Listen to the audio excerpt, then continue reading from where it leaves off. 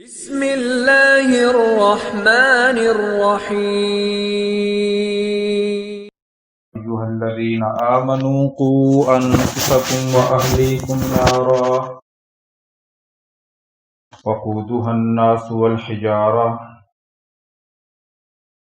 صدق الله العلي العظيم وبلغنا رسوله النبي الكريم ونحن على ذلك لمن الشاهدين والشاكرين والحمد لله رب العالمين اللهم صل على محمد وعلى آل محمد كما صليت على إبراهيم وعلى آل إبراهيم إنك حميد مجيد اللهم بارك على محمد وعلى آل محمد كما باركت على إبراهيم وعلى آل إبراهيم إنك حميد مجيد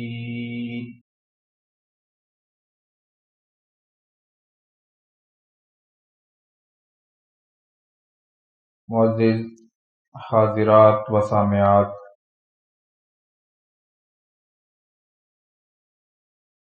میں نے آپ کے سامنے قرآن مجید فرقان حمید کے دو مختلف مقامات سے دو آیات کریمہ تلاوت کی ہیں۔ پہلی آیت مبارکہ سورۃ الکہف کی ہے۔ ارشاد باری تعالی ہے: المال والبنون زینۃ الحیات الدنیا، مال اور دولت، والبنون اور اولاد، یہ دونوں چیزیں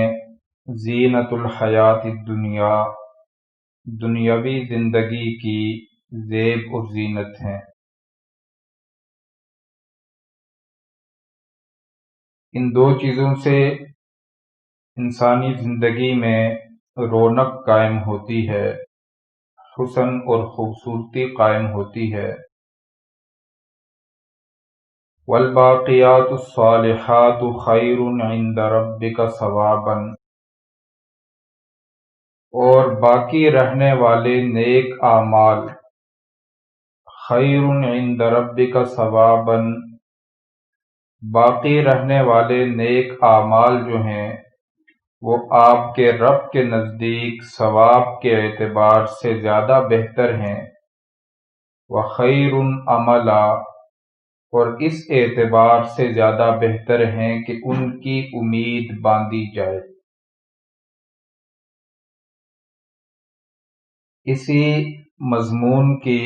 دوسری آیت سورۃ التحریم کی ہے۔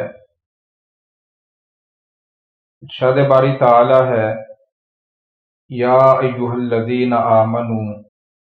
اے ایمان والو، قوا انفسکم واہلیکم نارا، تم خود اپنے آپ کو اور اپنے اہل و عیال کو جہنم کی آگ سے بچانے کی فکر کرو۔ خود اپنے آپ کو اور اپنی اولاد، اہل و عیال کو جہنم کی آگ سے بچانے کا انتظام کرو۔ وقودها الناس والحجارہ، جس آگ کا ایندھن لوگ اور پتھر بنیں گے۔ علیہا ملائکۃ غلاظ شداد، اور جس آگ پر اللہ نے ایسے فرشتے مقرر کر رکھے ہیں جو نہایت ہی سخت ہیں۔ لا یعصون اللہ ما امرہم، وہ اللہ کے حکم کی نافرمانی نہیں کرتے۔ ویفعلون ما یؤمرون، اور وہی کام کرتے ہیں جس کا انہیں حکم دیا جاتا ہے۔ سورہ تغابن میں اللہ تعالیٰ ارشاد فرماتے ہیں: انما اموالکم واولادکم فتنہ، یقیناً تمہاری اولاد تمہارے لیے زندگی کی رونق بھی ہے، اور دوسری جانب یہی مال اور اولاد تمہارے لیے امتحان اور ابتلا بھی ہے،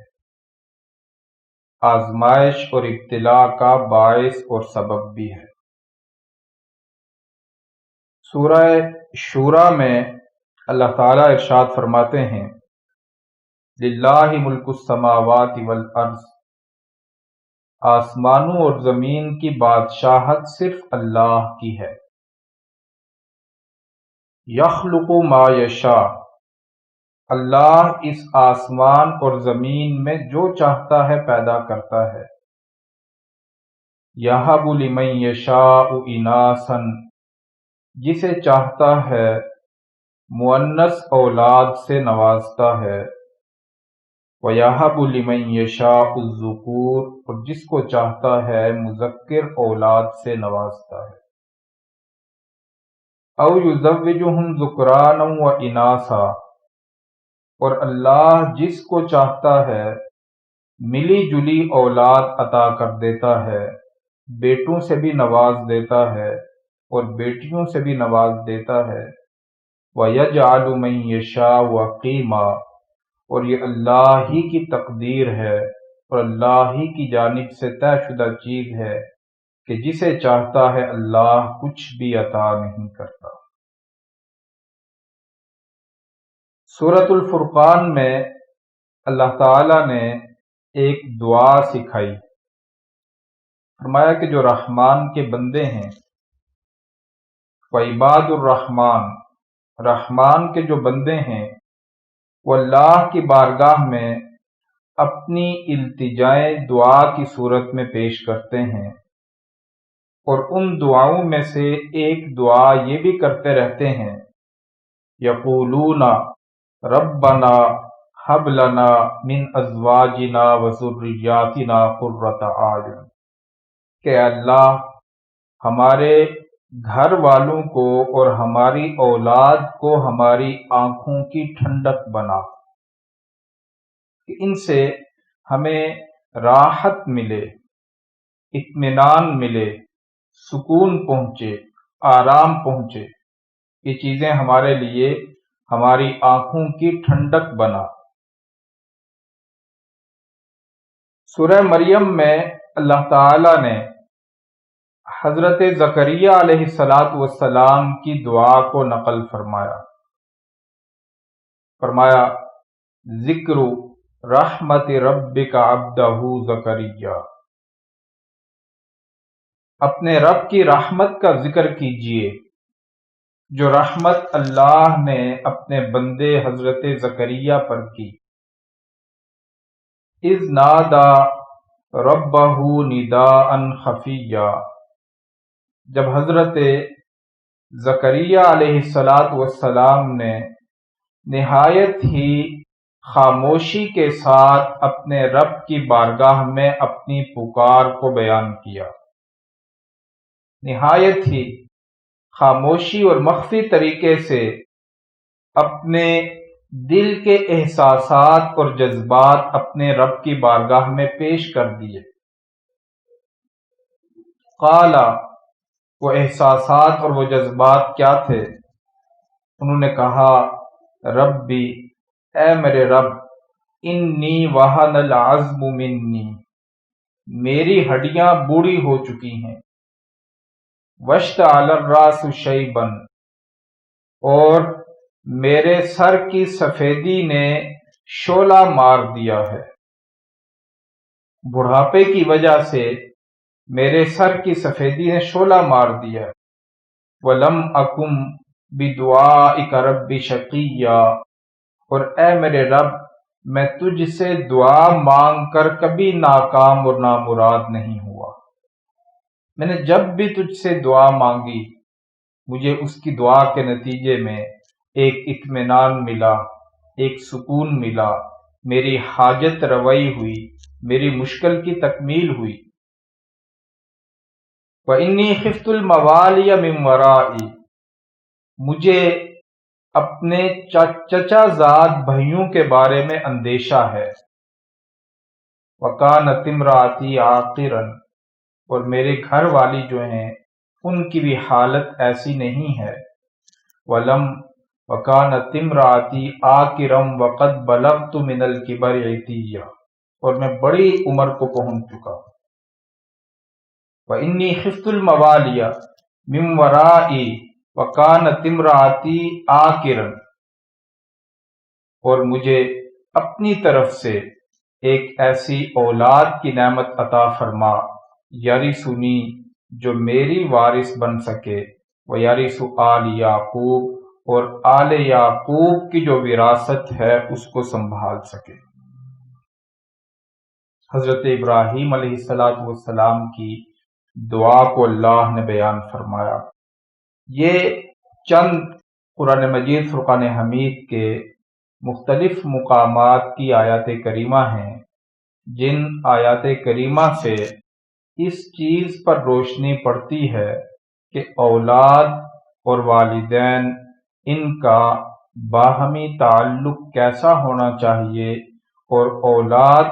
اور والدین ان کے باہمی حقوق اور فرائض کیا ہوتے ہیں۔ اللہ تعالیٰ نے قرآن مجید کے ان آیات میں ایک تو اس چیز کو بیان فرمایا کہ اولاد اللہ کی نعمتوں میں سے اور انعامات میں سے ایک بڑی نعمت اور ایک بڑا انعام ہے، اور یہ ایسا انعام اور ایسی نعمت ہے جس انعام اور جس نعمت کی انسان کو ضرورت بھی ہے اور حاجت بھی ہے۔ اس کے ذریعے انسان کو راحت ملتی ہے، سکون ملتا ہے، اطمینان ملتا ہے، آنکھوں کی ٹھنڈک ملتی ہے، زندگی میں ایک رونق پیدا ہوتی ہے، زندگی میں ایک تازگی پیدا ہوتی ہے، اور زندگی کے اندر انسان کو اس زندگی کے اندر ایک بہتر احساس اور سکون کی کیفیت اور حالت سے سرشار ہوتا ہے۔ تنہائی اور ان چیزوں سے جو جہاں موجود نہیں ہوتی، اللہ تعالیٰ نے حضرت زکریا علیہ السلام کی یہ درد بھری التجا قرآن مجید میں بیان فرمائی کہ اللہ کی بارگاہ میں نہایت عاجزی کے ساتھ، نہایت تکلیف کے ساتھ، آہوزاری کے ساتھ اللہ کی بارگاہ میں یہ دعا کی، ربی لا تذرنی فردا وانت خیر الوارثین، اے اللہ مجھے تنہا اور اکیلا مت چھوڑنا، مجھے تنہا اور اکیلا مت چھوڑنا، وانت خیر الوارثین، اور تو بہترین وارث ہے، تو بہترین وارث مرانے والا، وارث مقرر کرنے والا ہے۔ تو یہ ایک ایسی نعمت ہے، اللہ کا ایک ایسا انعام ہے اولاد، کہ جس نعمت اور جس اولاد کی نعمت اور انعام کے ہونے کے لیے اللہ کے برگزیدہ پیغمبروں نے، اللہ کی برگزیدہ شخصیات نے اللہ کی بارگاہ میں اپنی دعاؤں کو پیش کیا کہ یا اللہ ہمیں اس نعمت سے نواز، ہمیں اس نعمت کو عطا فرما۔ لیکن ایک فرق ہوتا ہے حضرات انبیاء علیہم السلام کی اس نعمت کی خواہش رکھنا اور تقاضا کرنا، اور دیگر جو انسان ہوتے ہیں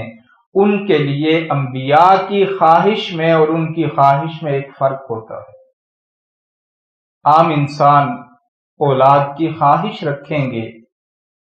اور پس منظر میں یہ تصور اور یہ خیال کام کر رہا ہوگا کہ میری مال اور دولت کا کوئی وارث پیدا ہونا چاہیے، پس منظر میں یہ خواہش کام کر رہی ہوگی کہ مجھے بڑھاپے میں، محتاجی میں ضرورت ہوگی کسی سنبھالنے والے کی، وہ مجھے سنبھال سکے، یہ خواہش ہوگی کہ مجھے اس سے زندگی میں ایک رونق پیدا ہو، لیکن حضرات انبیاء علیہ السلام اور حضرت زکریا علیہ السلام اللہ کی بارگاہ میں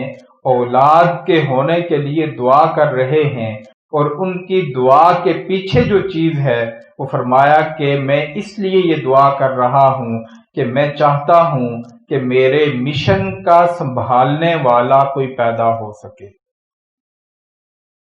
جن نیک کاموں کو میں نے شروع کر رکھا ہے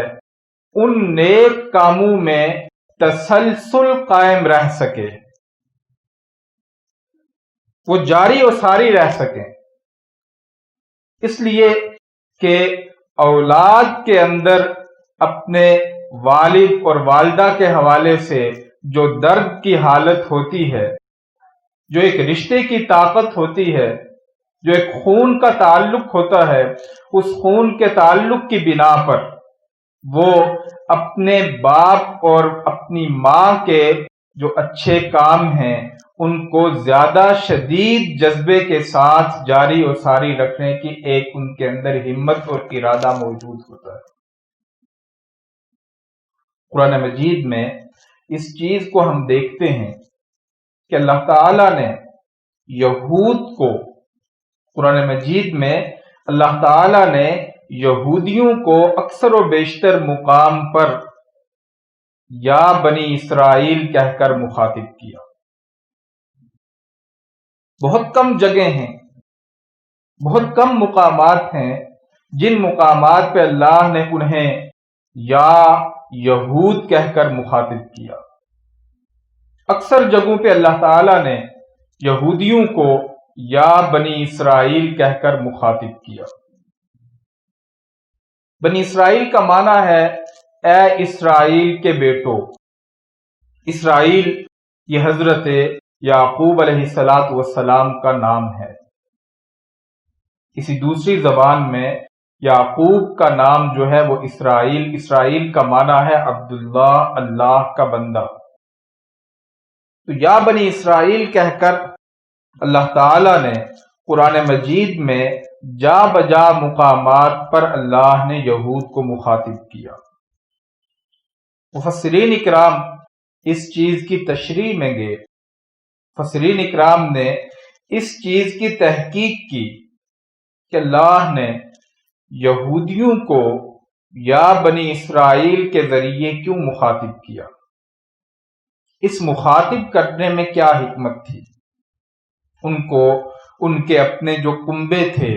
جو قبیلے تھے، جو خاندان تھے، جو ان کی نسبتیں تھیں، جو ان کے علاقے تھے، جو ان کی صفات تھی، ان صفات کے ذریعے اللہ نے مخاطب کیوں نہیں کیا، یا بنی اسرائیل کہہ کر انہیں کیوں مخاطب کیا۔ مثال کے طور پر دیکھیے پہلے پارے ہی میں اللہ تعالیٰ فرماتے ہیں یا بنی اسرائیل اذکروا نعمتی التی انعمت علیکم، اے بنی اسرائیل تم یاد کرو میری نعمتوں کو جو میں نے تم پر کی ہیں، وَأَوْفُوا بِعَهْدِي أُوفِ بِعَهْدِكُمْ، اور میرے ساتھ کیا ہوا وعدہ پورا کرو، میں تمہارے ساتھ کیا ہوا وعدہ پورا کروں۔ تو یا بنی اسرائیل کے ذریعے مخاطب کرنے کی وجہ حضرات مفسرین یہ فرماتے ہیں کہ اللہ تعالی اس طریقے کے ذریعے ان کے اندر نفسیاتی طور پر حضرت یعقوب علیہ السلام کی ذات کے ساتھ قربت کا تعلق پیدا کر کے انہیں ان کی اصلاح کا حکم دے رہے ہیں کہ دیکھو تم کس باپ کی اولاد ہو، کس باپ کے بیٹے ہو، جس باپ کی نسبت اور جس باپ کے مقام، درجہ، مرتبہ اتنا عظیم الشان تھا، اس کی اولاد ہو تم، اور تم کن راہوں پہ چل نکلے ہو۔ جیسے ہمارے ہاں معاشرے میں یہ چیز رائج ہے کہ کسی نیک بندے کی اولاد، کسی اچھے باپ کے بیٹے اگر پٹری سے اتر جائیں، راستے سے بھٹک جائیں، تو انہیں جو مؤثر طریقہ ہوتا ہے سمجھانے کا، نصیحت کرنے کا، وہ یہی مؤثر طریقہ ہوتا ہے کہ انہیں ان کے باپ کے حوالے سے یاد دہانی کروائی جائے، انہیں ان کے والد کی نسبت سے مخاطب کیا جائے۔ حضرت مولانا اشرف علی تھانوی رحمت اللہ علیہ نے ایک واقعہ لکھا ہے اور بڑا عجیب اور عبرت انگیز واقعہ ہے۔ وہ فرماتے ہیں کہ ہندوستان کی ایک بہت بڑی شخصیت تھی، حضرت شیخ عبد القدوس گنگوہی رحمت اللہ علیہ، بڑے اولیاء اللہ میں سے تھے، اللہ کے نیک بندوں میں سے تھے۔ ان کی کوئی نرینہ اولاد نہیں تھی، ایک بیٹی تھی، اور اس بیٹی سے پھر آگے بیٹے ہوئے حضرت شیخ عبد القدوس گنگوہی کے نواسے۔ زندگی میں وہ اپنے نانا سے کوئی چیز حاصل نہ کر سکے، دنیا بھر سے لوگ آ کر ان سے علم پاتے، تربیت پاتے، سیکھتے، چیزیں حاصل کرتے، لیکن ان کی نواسے جو تھے، ان نواسے نے ان سے کچھ بھی حاصل نہ کیا، اور اپنی زندگی میں، اپنی شان و شوکت میں، کر و فر میں، انہی چیزوں میں لگے رہے۔ ایک دن بڑا مبارک لباس پہنا، بڑا خوبصورت لباس پہنا اور باہر گلی میں نکلے تو گند اور کوڑا کچرا اٹھا کر لے جانے والی ایک خاتون کچرا اٹھا کر جا رہی تھی، اور وہ بے دہانی میں اور بے خیالی میں ان کے قریب سے گزر گئی۔ تو جب ان کی مہک اور بدبو ان کو پہنچی تو بڑے غصے میں آئے اور کہنے لگے کہ تمہیں نظر نہیں آ رہا کہ میں یہاں سے گزر رہا ہوں، اور تم یہ کچرا اٹھا کر میرے پاس سے گزری ہو، تمہیں خیال اور احساس نہ ہوا؟ اب وہ جو خاتون تھی، اس خاتون نے اس کے جو نانا تھے ان کا زمانہ پایا تھا۔ اس نے آگے سے کہا کہ کس چیز پر تم بڑائی کا اظہار کرتے ہو، تکبر کا اظہار کرتے ہو؟ نانا کی کچھ میراث تم نے حاصل کی ہوتی، نانا کی کچھ میراث تم نے پائی ہوتی تو آج لوگ تمہارا ادب اور احترام کرتے۔ تم نے کچھ بھی حاصل نہیں کیا، محروم ہو، تو تمہارا کوئی کیوں احترام اور ادب کرے گا؟ یہ بات جب اس خاتون نے شیخ عبد القدوس گنگوہی رحمت اللہ علیہ کے نواسے کو کہی تو یہ چیز ان کو جا کر لگ گئی اور دل کے اندر پہ وسط ہو گئی۔ دوڑتے ہوئے گھر آئے اور والدہ سے پوچھا کہ میرے نانا کی کیا میراث ہے، میرے نانا کی میراث کیا ہے جس میراث کے نہ ہونے کی وجہ سے آج کچرا اٹھانے والی اس خاتون نے مجھے طعنہ دیا ہے اور مجھے کہا ہے کہ تم نے کچھ پایا ہوتا تو میں تمہارا ادب کرتی۔ ان کی والدہ نے کہا کہ اور کوئی میراث مال اور دولت تو نہیں ہے تمہارے نانا کی، کوئی بیلنس یہ اس طرح کی چیزیں تو نہیں ہیں، تمہارے نانا کی میراث یہی تعلیم اور تربیت تھی جو ان کی زندگی میں تم نہ پا سکے۔ انہوں نے والدہ سے پوچھا کہ کیا کوئی اس وقت شخصیت ہیں کہ جن سے میں اس میراث کو پا سکوں؟ تو والدہ نے کہا کہ ہاں، وہ دور علاقے میں بلخ کا علاقہ ہے، اس علاقے کے اندر تمہارے نانا کے فیض یافتہ تربیت یافتہ ایک شخصیت موجود ہیں، نظام الدین بلخی رحمت اللہ علیہ، وہ پوری طرح تمہارے نانا کی میراث کو اپنے پاس حفاظت سے رکھتے ہیں۔ انہوں نے خط لکھا اور کہا کہ میں آ رہا ہوں۔ جب متعین تاریخ کو وہاں پہنچے خواجہ نظام الدین بلخی کے پاس تو وہ احترام کے لیے نکل آئے۔ یہ ادب اور احترام کی روایات اس دور اور زمانے میں دم توڑ رہی ہیں۔ کسی زمانہ میں ان ادب اور احترام کی روایات کا بہت زیادہ چرچا ہوا کرتا تھا۔ اساتذہ کا ادب، شیخ کا ادب، اپنے بڑوں کا ادب، معمولی سی معمولی چیزوں کے اندر بھی بے ادبی کا شائبہ نہیں ہوتا تھا کہ ہم نے بڑوں کے سامنے بیٹھنا کیسے ہے، بڑوں سے بات کیسے کرنی ہے، ان کے قریب سے کیسے گزرنا ہے۔ یہ سب چیزیں باقاعدہ تربیت کا حصہ ہوتی تھی اور ان چیزوں کو سیکھا اور سکھایا جاتا تھا۔ معمولی چیز بھی بے ادبی کی اگر کوئی ہوتی، کسی کے سامنے ہوتی، تو اس کو محسوس کر کے اس کا اظہار کر دیا کرتے تھے۔ ہمیں یاد ہے کہ ایک مرتبہ ہم اپنے والد گرامی رحمت اللہ علیہ کے ساتھ ایک بڑی شخصیت تھی ان کے پاس پہنچے، تو گاڑی جو ہمیں لے کر گئے تھے ہمارے ڈرائیور، وہ بھی آگے اندر کمرہ ملاقات میں بیٹھ گئے۔ تو جو شخصیت تھی بڑی، وہ ان سے پوچھنے لگے کہ آپ کون ہیں، کہاں سے آئے ہیں؟ تو انہوں نے آگے سے جواب دیا، ہماری طرف، والد صاحب کی طرف اور ہماری طرف اشارہ کر کے کہا کہ یہ میرے ساتھ ہی ہیں، یہ میرے ساتھ ہیں۔ تو بزرگ کہنے لگے آگے سے کہ یہ کہنا ادب کے خلاف ہے کہ بڑوں کو یہ کہا جائے کہ یہ میرے ساتھ ہیں۔ ادب کی چیز یہ ہے کہ چھوٹے یہ کہیں کہ ہم ان کے ساتھ ہیں۔ یعنی اس حد تک باریکی کے ساتھ ادب اور آداب اور احترام کی چیزوں کو ملحوظ خاطر رکھا جاتا تھا۔ استاد ہے، استاد کی اولاد ہے، استاد کا علاقہ ہے۔ حضرت مولانا محمد یوسف بنوری رحمت اللہ علیہ بہت بڑے عالم تھے۔ پاکستان کے چند بڑے مدارس میں سے ایک مدرسہ ہے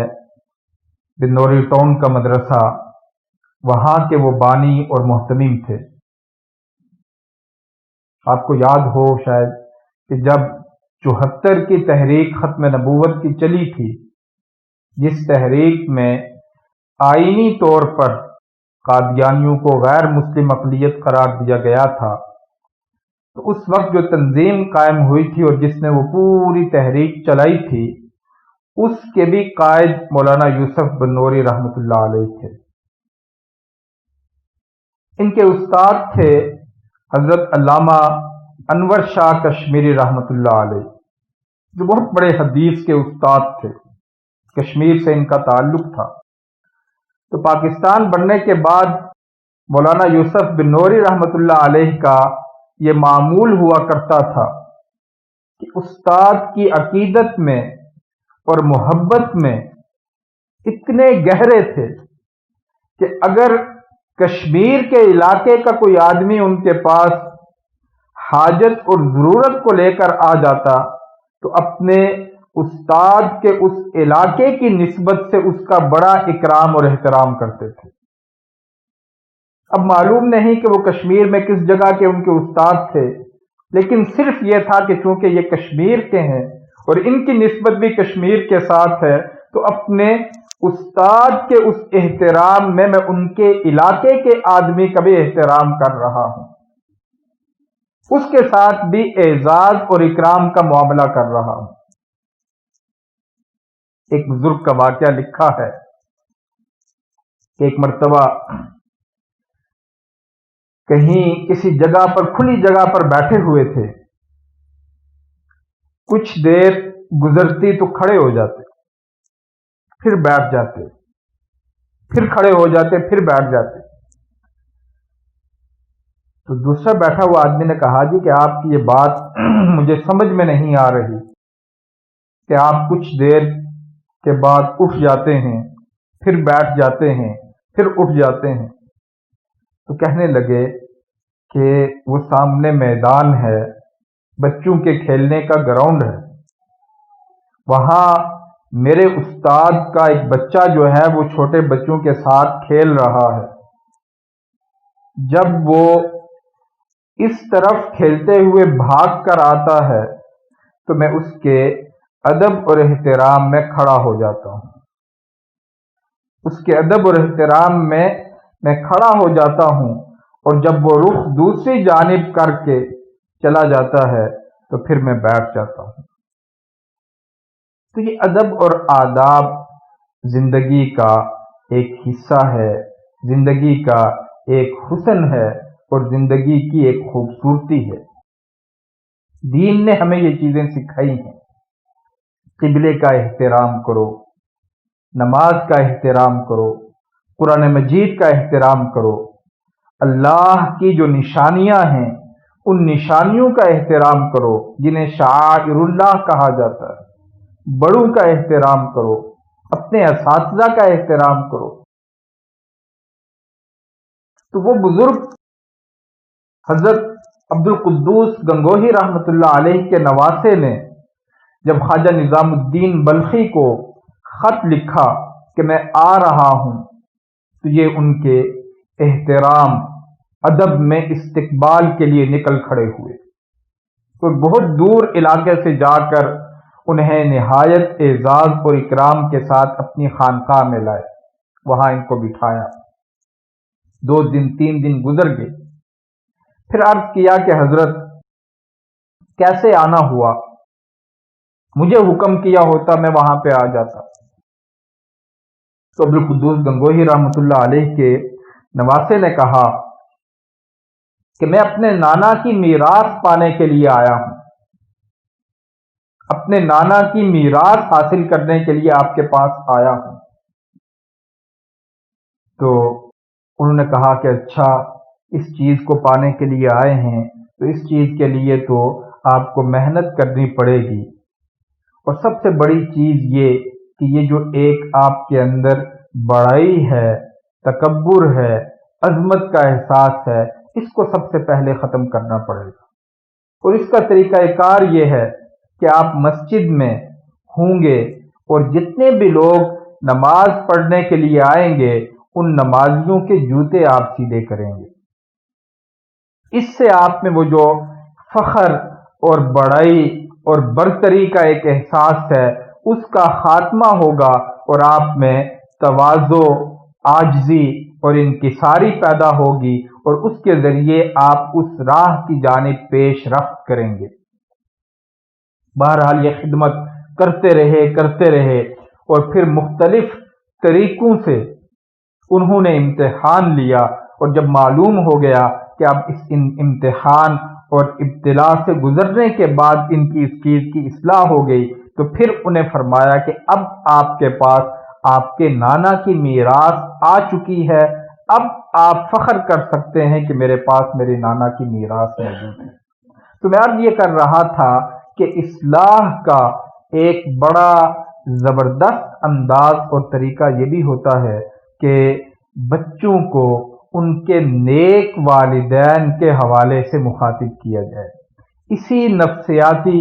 انداز اور اسلوب کو اللہ تعالی نے قرآن مجید میں اختیار کیا، اور یہودیوں کو یا یہود کم کہہ کر مخاطب کیا یا بنی اسرائیل کہہ کر زیادہ مخاطب کیا، تاکہ حضرت یعقوب علیہ السلام کی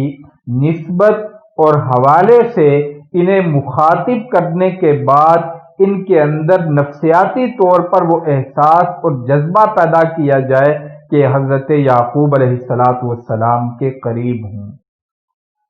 تو میں آج یہ کر رہا تھا کہ اولاد کی خواہش اور اس نعمت کو پانے کا جذبہ یہ انبیاء علیہ السلام میں بھی رہا ہے، لیکن اس کے پس منظر میں جو کام تھا وہ یہی تھا کہ ہمارا جو مشن ہے اس مشن کو ہماری یہ اولاد سنبھال سکے، اس کی حفاظت کر سکے۔ ہم نے جو خیر اور بھلائی کا یہ سلسلے قائم کر رکھے ہیں اس میں تسلسل قائم رہے، زندگی میں ایسے کوئی نہ کوئی مثبت کام ہر شخص کی زندگی میں ضرور موجود ہونے چاہیے جو اس کے دنیا سے چلے جانے کے بعد بھی اس کے لیے صدقہ جاریہ کے طور پر جاری اور قائم رہ سکیں۔ تعلیم کا سلسلہ قائم کر دینا، تربیت کا سلسلہ قائم کر دینا، اصلاح کا سلسلہ قائم کر دینا، مسجد قائم کر دینا، پانی کا کنواں کھدوا دینا۔ آپ علیہ الصلوۃ والسلام نے ارشاد فرمایا، آپ صلی اللہ علیہ وسلم نے فرمایا کہ سب چیزیں ختم ہو جاتی ہیں، منقطع ہو جاتی ہیں، باقی نہیں رہتی۔ انسان کے دنیا سے چلے جانے کے بعد وہ چیزیں جو ہیں وہ انسان کے حق میں باقی نہیں رہتی۔ ایک چیز جو انسان کے حق میں باقی رہتی ہے وہ صدقہ جاریہ ہے، صدقہ جاریہ ہے۔ اور صدقہ جاریہ سے مراد ایسا کام جو مسلسل جاری ہے، جس کے اندر ایک تسلسل ہے، اور اپنے مرحومین کو فائدہ پہنچانے کا بھی سب سے بہترین اور مؤثر ذریعہ یہی صدقات جاریہ والا ہے کہ ان کے نام پر کوئی ایسا سلسلہ شروع کر دیا جائے، کہیں کوئی مسجد کی ضرورت ہے مسجد بنا دی جائے، تعلیمی درسگاہ کی مدرسے کی ضرورت ہے وہ بنا دیا جائے، پانی کی ضرورت ہے وہ بنا دیا جائے۔ تو فرمایا کہ یہ ایسی چیز ہے کہ دنیا سے چلے جانے کے بعد بھی انسان کے حق میں اس کے ثمرات، نتائج، اثرات پہنچتے رہتے ہیں۔ اور فرمایا کہ دوسری چیز جو باقی رہتی ہے انسان کے دنیا سے چلے جانے کے بعد، وہ اس کی وہ نیک اولاد ہے جو اس کے حق میں دعائے مغفرت کرتی رہتی ہے، جو اس کے حق میں مغفرت اور بخشش کی دعا کرتی ہے۔ اب اس چیز کی تربیت اور تعلیم اپنے بچوں کو ہم نے دی ہوگی تو وہ اس سلسلے میں ہمارے لیے دعا کریں گے، ہمارے حق میں مغفرت اور بخشش کی دعا کریں گے۔ اور اگر اس چیز کی تربیت اور تعلیم ہم نے دی ہی نہیں ہے تو انہیں کیا پڑی ہے کہ وہ ہمارے بارے میں مغفرت اور بخشش کی دعا کرتے پھریں گے۔ تو فرمایا آپ علیہ الصلوۃ والسلام نے تو حضرات انبیاء علیہ الصلوۃ والسلام بھی اس چیز کی اس فطری خواہش کو رکھتے رہے کہ یا اللہ ہمیں اولاد عطا فرما، لیکن اس کی اس دعا کے پیچھے جو جذبہ،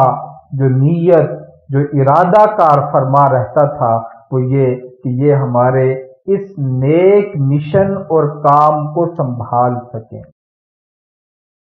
اللہ تعالیٰ نے فرمایا، حضور اکرم صلی اللہ علیہ وسلم کا ارشاد گرامی ہے، آپ نے فرمایا کہ انبیاء علیہ الصلوۃ والسلام اپنی وراثت میں مال اور دینار چھوڑ کر نہیں جاتے۔ ان کی وراثت یہی مشن ہوتا ہے، یہی تعلیم ہوتی ہے، یہی تربیت ہوتی ہے جو ان کے دنیا سے چلے جانے کے بعد یا ان کی حقیقی اولاد سنبھالتی ہے یا ان کی روحانی اولاد سنبھالتی ہے۔ اللہ تعالیٰ نے فرمایا کہ جتنے بھی نبیوں کا سلسلہ ہم نے جاری کیا ہے، ذریتم بعضھا من بعض، یہ سب ایک دوسرے کی اولاد تھے۔ ان سب کے درمیان اولاد اور اولاد، حضرت ابراہیم علیہ الصلوۃ والسلام کے بعد ان کی نسل سے نبوت باہر نہیں نکل سکی۔ بنی اسرائیل کے سارے انبیاء حضرت اسحاق علیہ الصلوۃ والسلام کی اولاد میں ہوئے، اور حضور اکرم صلی اللہ علیہ وسلم جو خاتم النبیین ہیں، آخری نبی ہیں، وہ حضرت اسماعیل علیہ الصلوۃ والسلام کی اولاد میں ہوئے۔ تو یہ ایک فرق ہے اولاد کی خواہش رکھنے میں پیغمبر کی اور غیر پیغمبر کی، کہ پیغمبر اور اللہ کی برگزیدہ شخصیات جو ہوتی ہیں ان کے جب یہ دعا مانگتے ہیں یا حضاری کرتے ہیں، اللہ کی بارگاہ میں اس التجا کو پیش کرتے ہیں، تو اس کے پس منظر میں یہ چیز ہوتی ہے۔ پھر اس کے بعد اولاد کی جب امید قائم ہو گئی، ایسے آثار اور علامات اور نشانیاں پیدا ہو گئیں کہ اللہ کی طرف سے مجھے اولاد کی نعمت کو ملنے والی ہے، پھر اسی وقت سے اس کی نگرانی، خیال، پرورش، نگہداشت ان چیزوں کا آغاز ہو جاتا ہے۔ اسی وقت سے ان چیزوں کا آغاز ہو جاتا ہے کہ اس دوران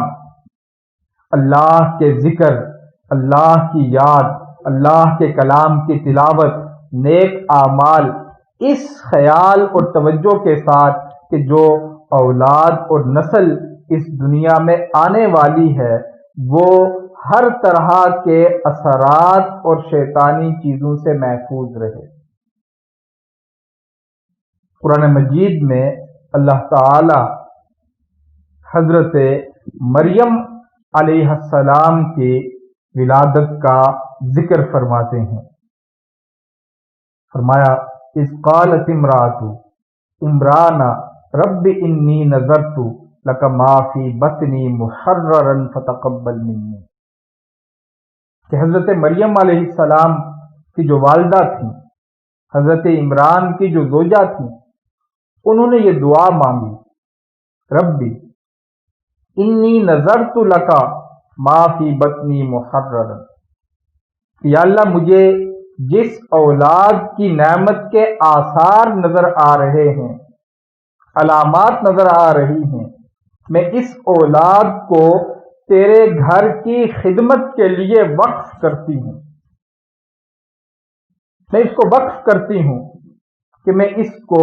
تیرے گھر کی خدمت کے لیے مقرر رکھوں گی،